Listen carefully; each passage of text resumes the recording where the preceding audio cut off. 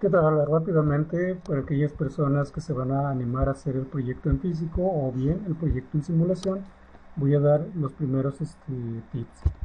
Entonces, para las personas que van a hacer el proyecto en físico, es necesario que tengan un controlador, de preferencia un Arduino, ya que es fácil de programar el sistema de control, ¿no? Entonces, rápidamente, un Arduino es un cerebro al cual hay que darle instrucciones para que ejecute ciertas operaciones. ¿Cómo ejecuta las operaciones? De la siguiente forma. Eh, en los Arduinos, por ejemplo el Arduino 1, tenemos pines con labels desde el 0 hasta el 13, por ejemplo en esta parte de acá, o bien pines con estas etiquetas a 0, a 1, etcétera, y otros pines que dice reset, 3.3 volts, 5 volts, ground y voltaje o VI, ¿no? ¿Qué significan cada uno de estos pines?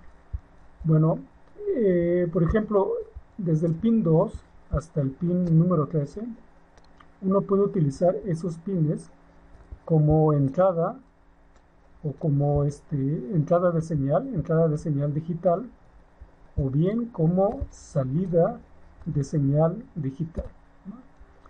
Estos dos pines, el 0 y el 1, también se pueden utilizar como pines de entrada o salida de señal digital. Sin embargo, generalmente se utilizan, aquí tiene una leyenda que es TX, RX, etcétera, se utilizan para comunicación vía Bluetooth. Es decir, si uno quiere generar una aplicación en un móvil y controlar a través de Bluetooth con la comunicación del Arduino diferentes cosas. Bueno, entonces nuevamente los pines del 2 al 13 se pueden utilizar como pines de señales de entrada o señales de salida. Y bueno, el voltaje de operación, ya sea de señal de salida o señal de entrada, va de 0 a 5 volts, es lo más recomendable, ¿no?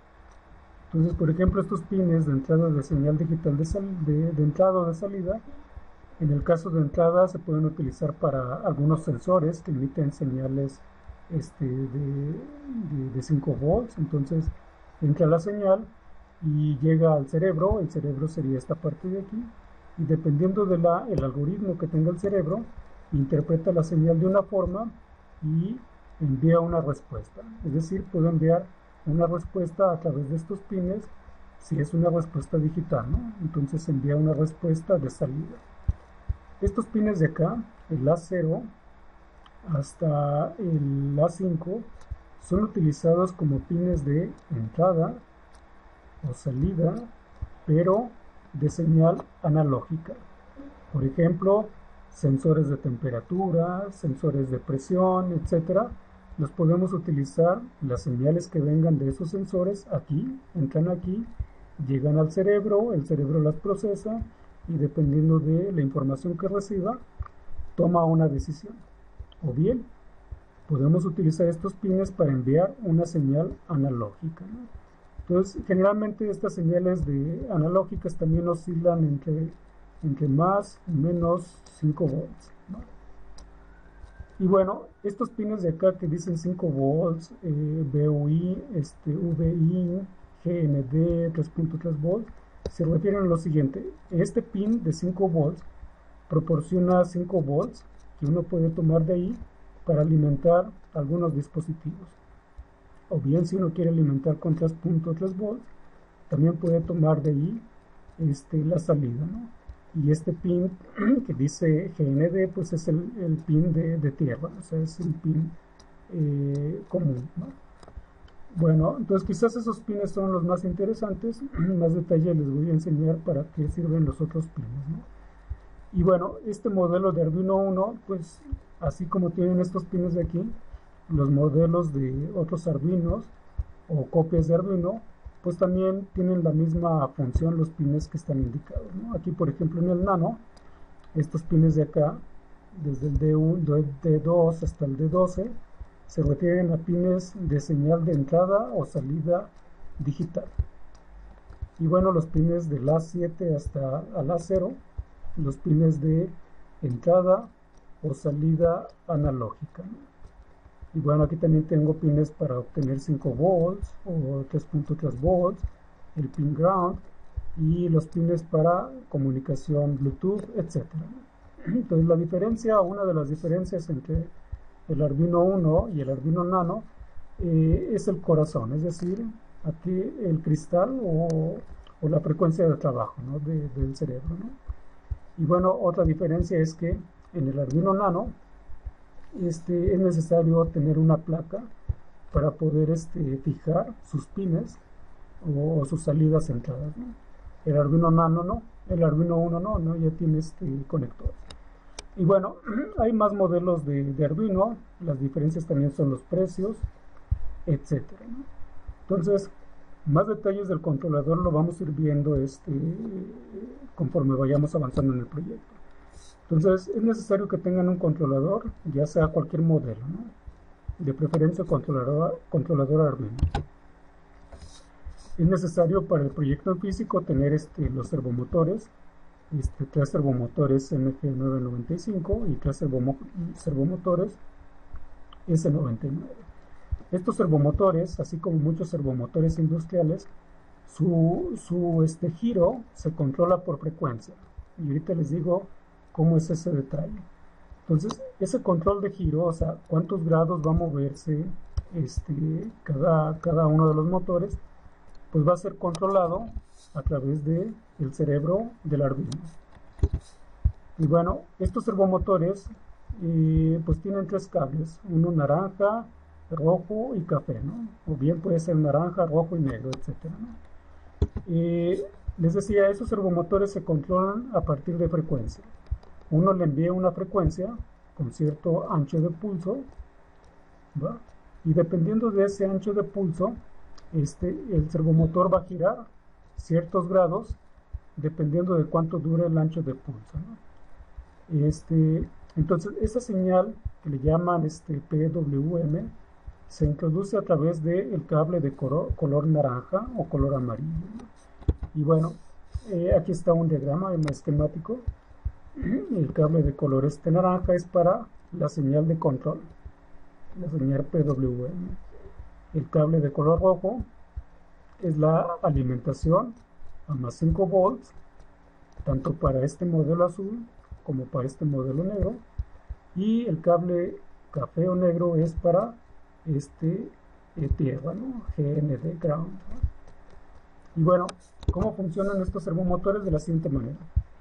Si yo le envío a través del cable naranja, le envío una señal que tenga un ancho de pulso de 1000 microsegundos, ¿va? Una señal así continua o señal pulsada, el servomotor va a quedar fijo, la flecha va a quedar fija en 0 grados.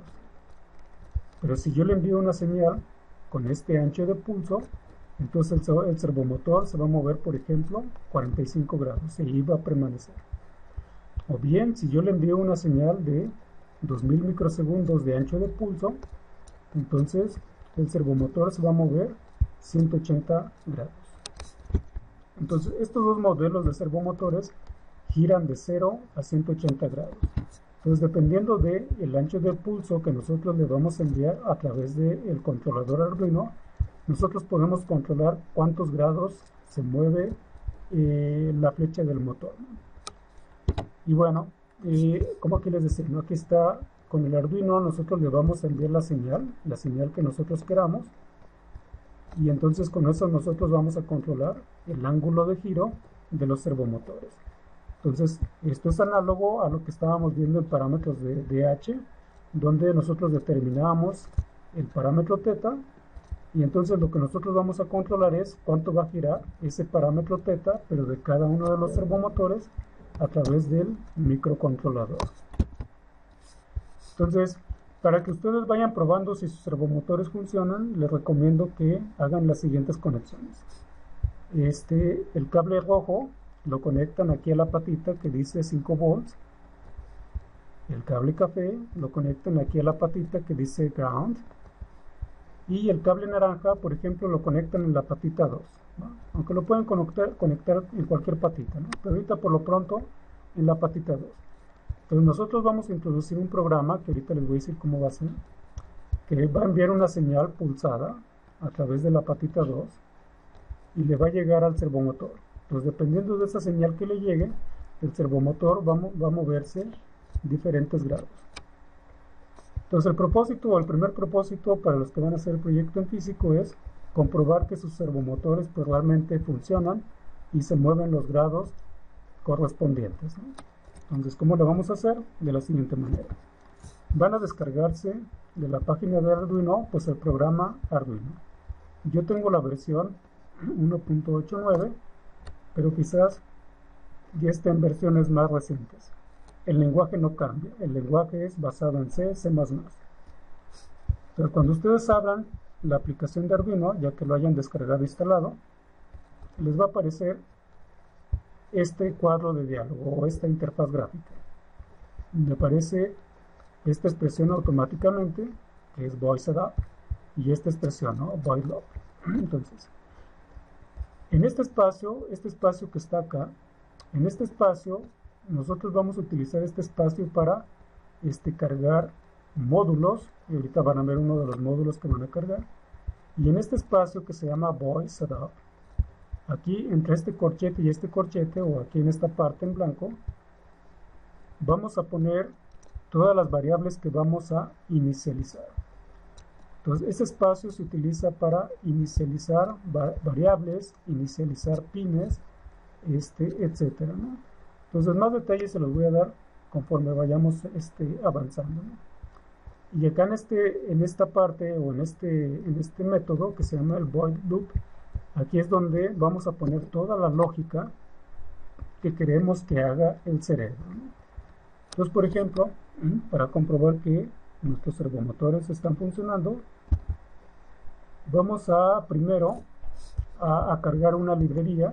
Yo les voy a enviar una librería especial para este proyecto, y ustedes lo que van a tener que hacer, ya que hayan descargado esa librería que yo les voy a enviar en formato zip, le van a dar clic aquí en programa, le van a dar aquí incluir librería, le van a dar aquí añadir zip, y entonces ya seleccionan la carpeta donde hayan descargado la librería.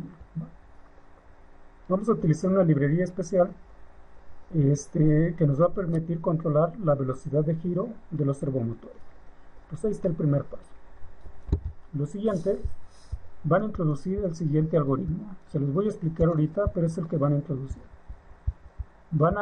Para cargar librerías en Arduino, se utiliza una sintaxis similar a C++, ¿no? Ponen gatito, include, un pequeño espacio, esta flecha, y la librería que que les voy a enviar y que ustedes previamente ya cargaron con el paso anterior, es decir, a través de este paso, van a poner la instrucción var speed servo.h, que es la librería que les voy a enviar. Y luego, en la siguiente línea que ven aquí, lo que estamos haciendo es, estamos creando una variable de instancia. Entonces, aquí estamos ya utilizando programación orientada a objetos. Entonces, así rápidamente les explico algo, ¿no? Imagínense que esta librería es un maletín, y en ese maletín tienen martillos, tienen desarmadores, tienen no sé, varias herramientas, ¿no? Entonces, al momento de yo declarar esta instrucción aquí, estoy declarando esta variable que le llamé motor 1, ustedes le pueden llamar como ustedes quieran, pero al momento de anteceder esta variable motor 1 con el nombre de la librería o la clase, hablando ya en términos de programación orientada a objetos, estoy dándole la facultad a esta variable motor 1 de utilizar cualquier herramienta que está dentro de la clase var speed servo. Y ahorita les voy a explicar cómo lo podemos utilizar cada herramienta de la clase var speed servo. Bueno, en la siguiente línea vamos a declarar una variable entera. Para declarar una variable entera se pone o se antecede por este término de aquí, que es int. Esto significa o es un sufijo de integer, ¿no?, en inglés. Pues en C y en C++ hay que declarar si las variables van a ser enteras, van a ser con puntos decimales, van a ser de otro estilo, van a ser caracteres, van a ser strings, o sea, palabras, etcétera. Más detalles se los voy a dar conforme vayamos avanzando, pero por lo pronto declaro una variable que va a ser entera y le llamé C. Ustedes le pueden llamar como ustedes quieran. Y luego en la siguiente línea viene inicializar todas las variables que vamos a utilizar. Entonces, noten aquí de definir la variable o la instancia motor1. Entonces voy a utilizar una herramienta de VarSpeed Servo que se llama attach. ¿Qué función tiene este attach? Noten cómo la invoco, ¿no? El nombre de la instancia que yo le di, punto, y el nombre de la herramienta o del método que viene dentro de la clase VarSpeed Servo. Entonces así yo puedo utilizar las herramientas, el nombre de la instancia, punto, el nombre de el método. Y bueno, aquí puse paréntesis 2. ¿Qué significa esto? Esto significa que el motor 1 o el motor que voy a probar, la señal PWM va a salir desde la patita 2, ¿no? Es decir, aquí como les había dicho, la patita 2 va a enviar la señal PWM. Esa señal la va a generar el cerebro. Esto es algo también como PLCs, ¿eh? Entonces con esta instrucción yo le estoy diciendo que voy a enviar la señal PWM a través de la patita 2. Ahora, con esta instrucción, aquí noten, estoy utilizando el método write, que está dentro de la clase VarSpeed Servo, y este método lo que me hace es lo siguiente. Voy a enviar la señal, la primera señal es que la velocidad del motor va a ser los ángulos, este primer número de aquí que está aquí son los ángulos a los que se va a mover el motor. Entonces va a permanecer en 0 grados. Cuando se mueva se va a mover a una velocidad de 60 radianes por segundo. Ustedes pueden cambiar este número para que vean que se mueve a mayor velocidad. Este número está limitado de 0 a 120, y aquí le ponemos true, que lo que haga acá, pues, acá anteriormente va a ser verdad, ¿no? Y bueno, luego viene la siguiente línea, esta línea de aquí, ¿no? Esta línea de aquí la puse para comunicarnos con el teclado de la computadora, y ahorita les voy a decir para qué. Y esta línea simplemente es un retardo en que mientras hace este procedimiento se tarda 3 segundos. Entonces viene la lógica. Aquí puse un comando que se llama y luego serial.available mayor que 0. Entonces ahorita les explico qué significa eso, ¿no? Y luego aquí puse ya el entero que definí previamente. Entonces el entero va a ser igual a serial.parseInt, paréntesis, punto y coma, y luego aquí viene motor1.write, c, 60. Entonces, ¿qué significa esta instrucción? Toda esta instrucción. Esta instrucción significa lo siguiente. El programa no va a hacer nada hasta que desde el teclado, es decir, desde el puerto serie, desde el teclado, llegue una instrucción, en este caso un número, que sea mayor que 0. Entonces, por ejemplo, si yo desde el teclado introduzco 120 y le doy Enter, y ahorita les explico cómo, entonces ese número 120 va a ser asignado a la letra C que la definí previamente.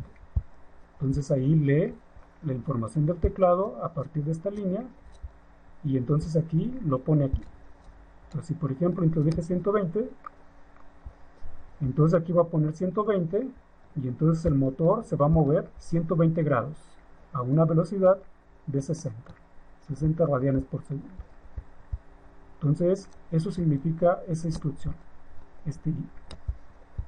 Ahora, si no hay información, Es decir, si no introduzco ningún número, entonces esta línea de acá lo que va a hacer es, al motor lo va a dejar o lo va a regresar a 0 grados. Entonces copien ese algoritmo y cárguenlo en su Arduino. ¿Cómo lo van a cargar? De la siguiente manera. Entonces, antes de cargar este programa en su Arduino, van a verificar que el algoritmo esté correcto, ¿no? Entonces, para verificar, le dan aquí en programa y le dan verificar, compilar. Entonces, acá abajo les va a aparecer una leyenda en la parte de abajo bueno, aquí no se muestran las imágenes, que el archivo está correcto, o sea, que el programa está correcto. Y entonces ya para subir ese algoritmo en su cerebro, ya cuando hayan compilado, le dan aquí, en esta flechita, le dan clic. Y aquí, obvio, previamente ya tienen que tener conectado el Arduino a través del puerto USB, ¿no? Entonces le dan clic aquí y ya esperan un ratito y aquí les va a aparecer una leyenda que ya subió el archivo. Pues ya que hayan subido el archivo, pues ya prácticamente pues su motor está listo para ser probado. ¿Cómo? Le dan clic aquí este icono, y les va a aparecer este cuadro de diálogo. Entonces este cuadro de diálogo es el puerto serie, ¿no? Entonces, si ustedes quieren mover, por ejemplo, 90 grados su motor y ver si se mueve, aquí ponen, con el teclado ponen 90 y luego le dan aquí clic, enviar, y van a ver que su motor se va a mover 90 grados. Y bueno, entonces para probar ya todo esto, pues previamente ponen algún accesorio, ya sea aquí sobre el eje del motor para que vean que se está moviendo, ¿no? Y bueno, si ustedes quieren poner otros grados de movimiento, pues cuando le den enviar, aquí se va a borrar y aquí va a aparecer el número, ¿no?